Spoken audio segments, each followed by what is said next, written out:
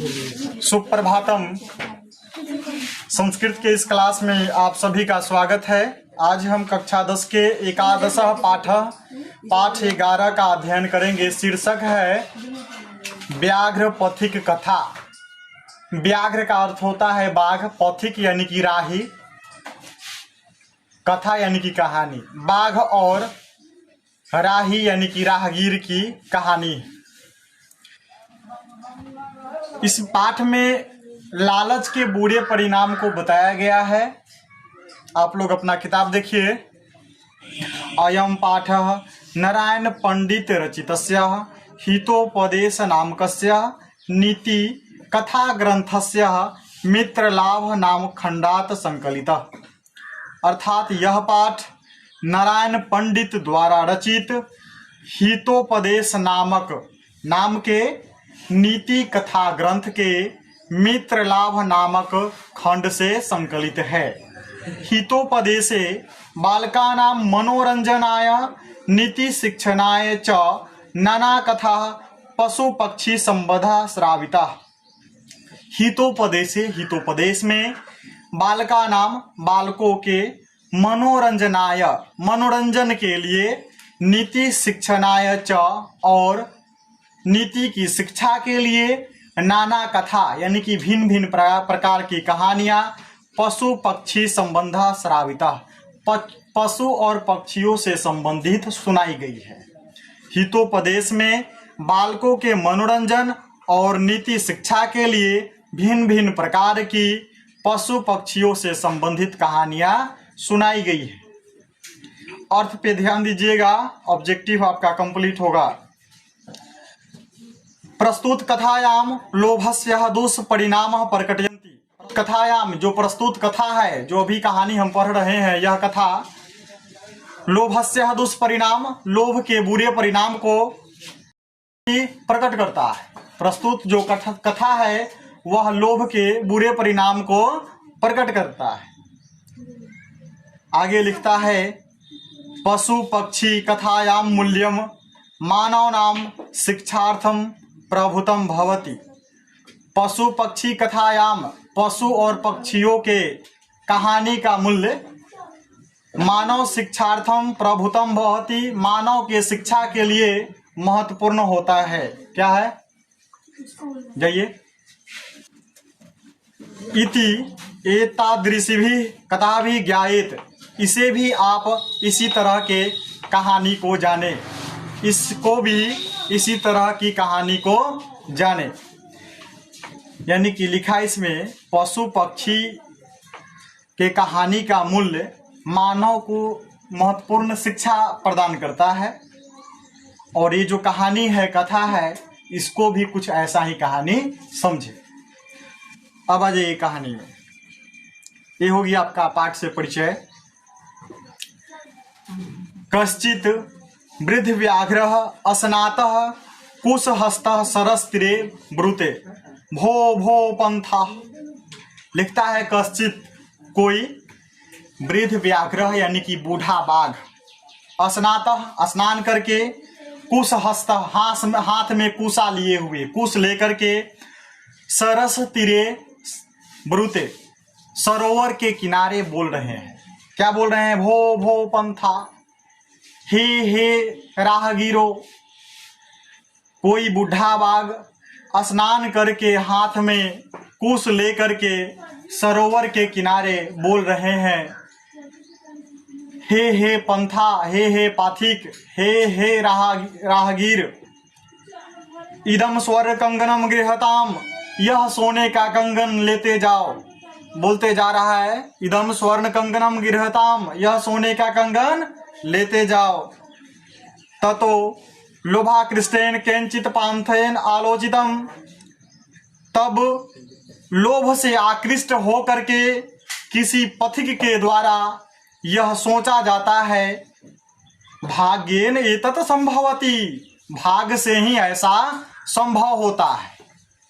जब वृद्ध बूढ़ा बाघ कहता है, हे राहगीर, यह सोने का कंगन लेते जाइए, तब जो है किसी राहगीर के द्वारा सोचा जाता है, वह लोभ से आकृष्ट होकर के कोई राहगीर जो है सोचता है कि यह भाग्य से ही संभव हो सकता है। सही। तो किसी के द्वारा सोचा जाता है, पथिक के द्वारा, कि भाग्य से ही ऐसा संभव हो सकता है, भाई सोना के कंगन मिल रहा है। अब देखिए, क्वचित किंतु अस्मिन आत्मसंदेह प्रवृत्ति न विधेया, किंतु इसमें आत्मसंदेह हो रहा है, ऐसी प्रवृत्ति नहीं होनी चाहिए। जो पथिक था वो सोच रहा है कि इसमें आत्मसंदेह हो रहा है, लेकिन ऐसा नहीं होना चाहिए। यतः, क्योंकि कहा गया है, अनिष्टादिष्टे लाभो अपि न गतिर्जायते शुभा, यत्रास्ते विषम सर्गो अमृतम तदपि मृत्वे। लिखता है, अनिष्टादिष्ट लाभे अपि न गति जायते शुभा। अनिष्ट काम करके भी अगर लाभ होती है, बुरे काम करने के बाद भी अगर लाभ की प्राप्ति होती है, न गति जायते शुभा, उसकी गति जो है कल्याणकारी नहीं होता है। जो धन बुरे काम करके प्राप्त होता है तो उसका गति जो है कल्याणकारी नहीं होता है। यस्त्रास्ते, यस्त्रास्ते, जैसा कि विषम सर्गो अमृतम तदपि मृत्यवे, तदपि मृत्यवे। लिखता है, जैसे कि विष के संसर्ग में, यानी कि विष के साथ अगर अमृत को मिला करके दिया जाए, विष के साथ में अगर अमृत को मिला करके दिया जाए, तभी भी मृत्यु क्या है, निश्चित है। तो इसका अर्थ हो गया, ये सोचता है कि बुरे काम करके अगर लाभ भी हो जाता है, धन का अर्जन हो जाता है, तो भी वह धन जो है कल्याणकारी नहीं होता है। जिस प्रकार विष के साथ अमृत को मिला करके पिया जाए तभी भी मृत्यु निश्चित है। विष पीने से मृत्यु हो जाती है, वही अमृत पीने से अमर हो जाता है। और दोनों को मिला करके पिया जाए तभी भी मृत्यु निश्चित है। आगे लिखता है, किंतु सर्वत्र अर्थार्जने प्रवृत्ति संदेह, किंतु हर जगह, सर्वत्र यानी कि हर जगह, अर्थार्जने प्रवृत्ति संदेह एवं, हर जगह धन कमाने में संदेह ही। ये लालची सोच रहा है, ये तो बात है, लेकिन हर जगह धन कमाने में संदेह ही। तत् निरूपयामि तावत, तब जो है इसका निरूपण करता हूं। ऐसा पहले वो मन में सोच रहा था, जब उसको बूढ़ा बाघ कहा कि यह सोने का कंगन लेते जाइए, तभी मन में ये सब बात सोच रहा था। अब कहता है तत् निरूपयामि तावत, अब इसका क्या करना चाहिए, निरूपण करना चाहिए। मन में सोच रहा था, प्रकाशम ब्रूते, अब प्रकाश, अब बोल रहा है।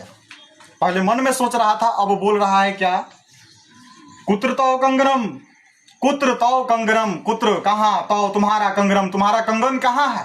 बाघ से पूछ रहा है ये राहगीर, तुम्हारा कंगन कहाँ है। व्याघ्रो हस्तम प्रसारे दर्शयति, व्याघ्र जो है हस्तम यानी कि हाथ को, प्रसार यानी कि पसार करके, दर्शयति दिखलाता है। बाघ जो है हाथ को पसार करके दिखलाता है। क्या दिखलाता है, कंगन दिखलाता है। पंथो अवदत्त, पाथिक बोलता है, क्या बोलता है, कथम मरात्मके तोई विश्वास, कथम मरात्मके तोई विश्वास, तुम जैसे मारने वाले जीव पे हम कैसे विश्वास कर ले।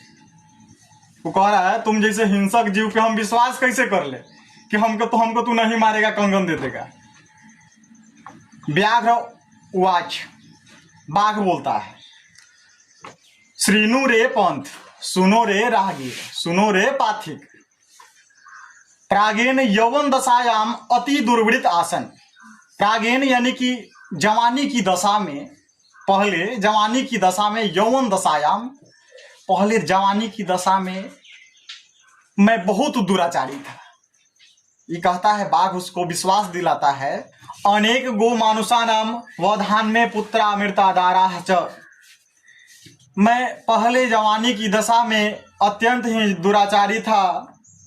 अनेक गो मानुषा नाम वधान में पुत्रा मृता दारा च, अनेक गो यानी कि गायों और मनुष्यों को वध किया, जिससे वधान में वध किया, पुत्रा मृता दारा चाह, जिससे मेरा पुत्र और दारा मेरे पत्नी जो है मर गया। मैं यौवन दशा, जवानी के समय में बहुत दुराचारी था। अनेक गाय और मनुष्यों का क्या किया, वध किया, जिसके परिणाम स्वरूप मेरा पुत्र और पत्नी मर गया। वंशहीनम च अहम, वंशहीनम च अहम। वो बाघ कहता है कि अभी हम वंशहीन हो गए, मेरा कोई वंश नहीं है। ततः केनचित धार्मिकेन अहम उपादिष्ट, तभी जो है किसी धार्मिक के द्वारा मुझे उपदेश दिया गया। क्या उपदेश दिया गया? दान धर्मादिकम चरतु भवान, दान धर्म कीजिए, दान धर्म का क्या कीजिए, आचरण कीजिए।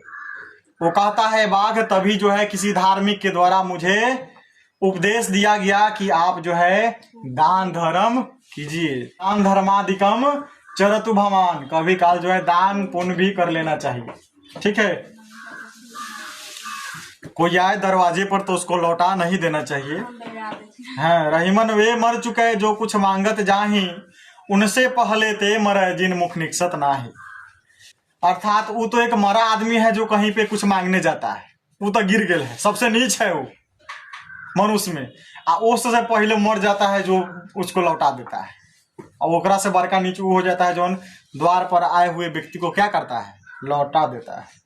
ठीक है, इसलिए किसी को लौटाओ नहीं, कुछ ना कुछ उसको दो। इसमें कहता है दान धर्मादिकम चरतु भवान, दान धर्म का जो है आचरण कीजिए। ठीक है, आगे हाँ चलिए देखिए, दान धर्म का आचरण कीजिए। तत् उपदेशात इदानीम अहम अस्नानशीलो दाता वृद्धो कलित नखदंतो कथम न विश्वास भूमि। तब कहता है उसके उपदेश के बाद स्नानशील होकर के दाता यानी कि देने वाला, वृद्धो यानी कि बूढ़ा, गलित नखदंतो नाखून और दांत गले हुए, कथम न विश्वास भूमि, कैसे मैं विश्वास के लायक नहीं। और उसको विश्वास दिलाता है कि बताइए स्नानशील होकर के देने के लिए मैं बूढ़ा, मेरा नाखून और दांत भी गल गया है, अब मुझ पे विश्वास कौन नहीं करेगा। ऐसा वृद्ध व्याघ्र उसको कह रहा है। किसको कह रहा है? पथिक को कह रहा है, विश्वास दिलाने के लिए। मया च धर्म शास्त्राणि अधीतानि, यानी कि मेरे द्वारा जो है धर्म शास्त्रों का भी अध्ययन किया गया है। बाघ कहता है कि हम धर्म शास्त्र भी जानते हैं। श्रीनु सुनो, क्या कह दिया? दरिद्रान भर कौन्ते मां प्रच्छस्वरे धनम व्याधि तस्य औषधम पथ्यम नीरजस्य किम औषधे। लिखता है दरिद्रान भर कौन्ते, यानी कि महाभारत में कहा गया है, भगवान कृष्ण कहे हैं हे कौन्ते, कौन्ते बोलते हैं कुंती पुत्र को, अर्जुन को हे कौन्ते, हे अर्जुन, दरिद्रान भर, दरिद्र को क्या दो? धन दो, दरिद्र को धन दो, दरिद्रान भर, दरिद्रों को धन दो। मां प्रच्छस्वरे धनम, जिसको धन की इच्छा है उसे ही धन दो, धन दो, दान पुण्य करो, धन दो, अन्न दो, लेकिन जिसको धन की इच्छा है उसी को धन दो। व्याधि तस्य औषधम पथ्यम, जो व्याधि है उसे ही औषधि की आवश्यकता होती है। दवा की जरूरत किसको होती है? जो रोगी है उसे ही न दवा की आवश्यकता होती है। निर्जस्य किम औषधे, जो निर्जस्य है, जो रोग मुक्त है, जो रोगी नहीं है, उसको औषधि का यानी कि दवा का क्या प्रयोजन। ये समझाता है कि महाभारत में कृष्ण कहे हैं कि हे अर्जुन, दरिद्र को धन दो, जिसको धन की आवश्यकता है उसे धन दो, जो रोगी है उसे ही दवा की जरूरत होती है, और जो रोगी नहीं है उसको दवा का क्या महत्व, उसको दवा चाहिए नहीं चाहिए। अन्य च, और दूसरा भी सुना रहा है, और भी सुनो, कहता है और भी सुनो। दातव्यम इति यत दानम दीयते अनुपकारिणे देशे काले च पात्रे च यत दानम सात्विकम विदुः।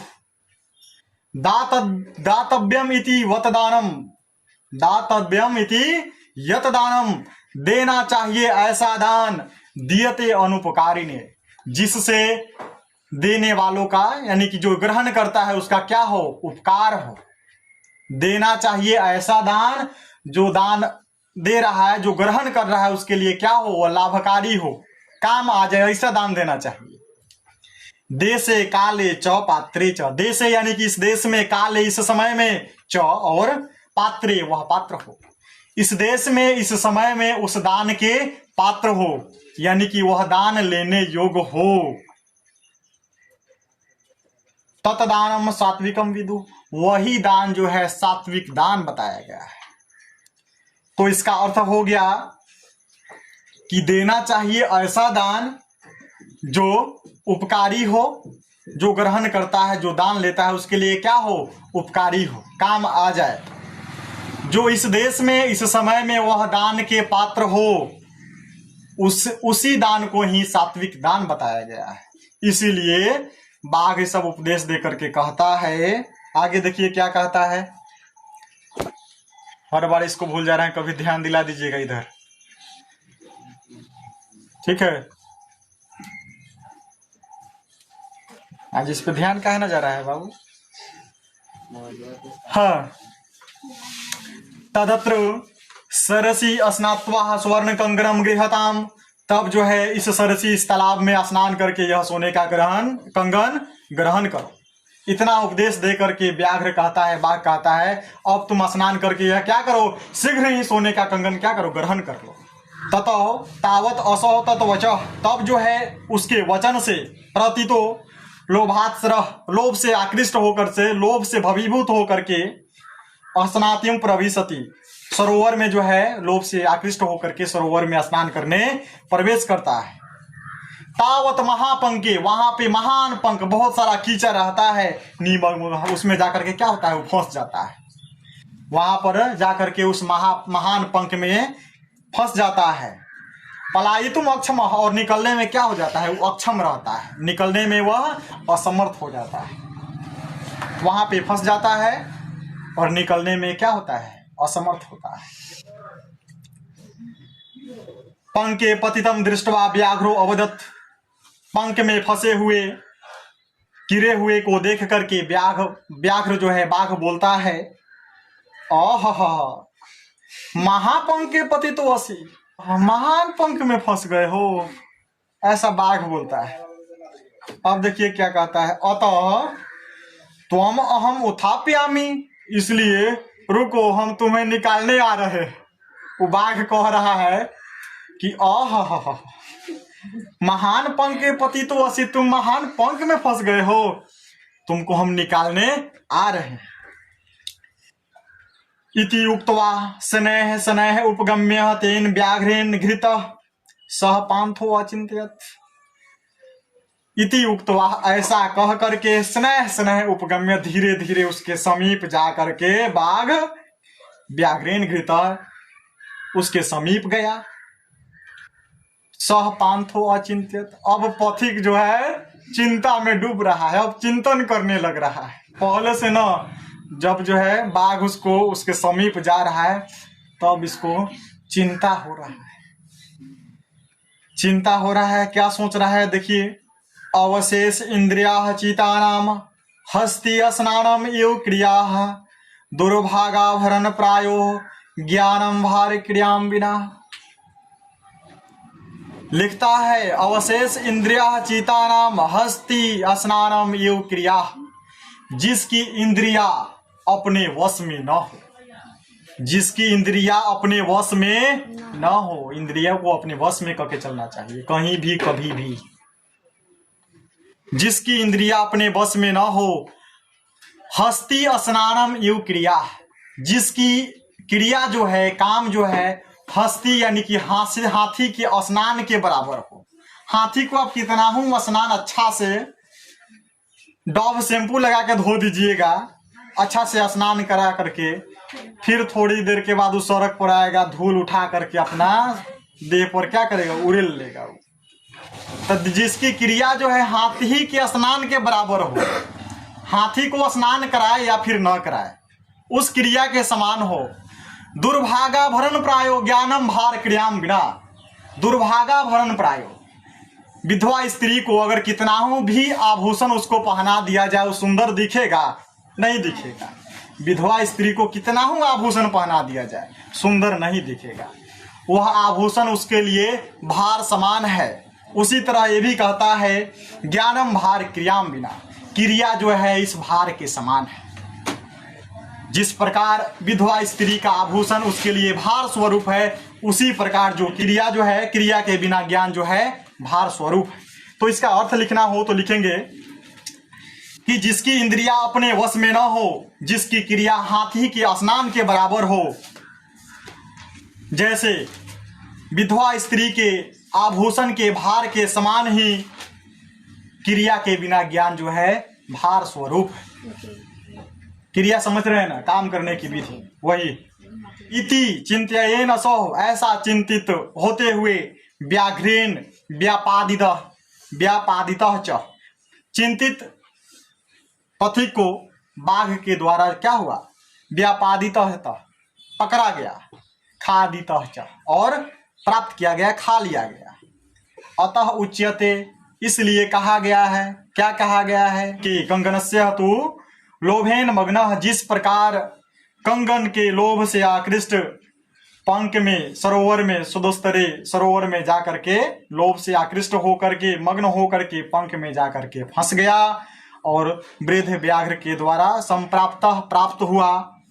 पथिकः स मृतो यथा, जैसे वह पथिक जो है मृत्यु को प्राप्त किया। इस तरह से इस कहानी के माध्यम से नारायण पंडित लालच के बुरे परिणाम को बताते हैं कि जब पशु पक्षियों में इतना ज्ञान हो सकता है तो हम मानव में कितना ज्ञान होना चाहिए।